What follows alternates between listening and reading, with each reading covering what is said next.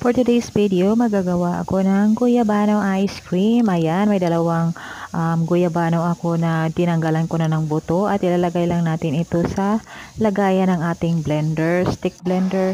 At mayroon tayong dalawang can na condensed milk at dalawang pack na Nestle cream. Ayan, i-blend na natin siya.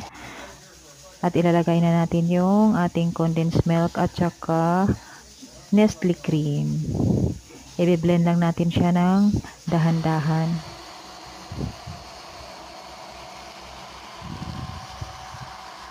Ayan, napakadali lang ito gawin guys at napakasarap.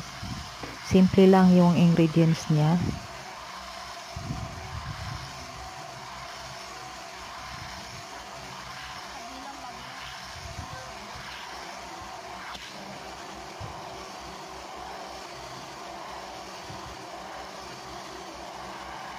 Ayan, kailangan durog na durog yung guyabano para pag kinain mo walang buo-buo.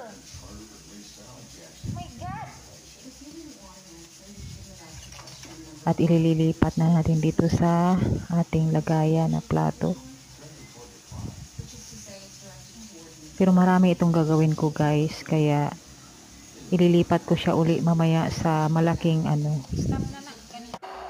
bowl. Ayan, nakalipat na at i-blend natin siya uli. Saka natin siya ita-transfer dito sa malinis na container sa ice cream. Ayan.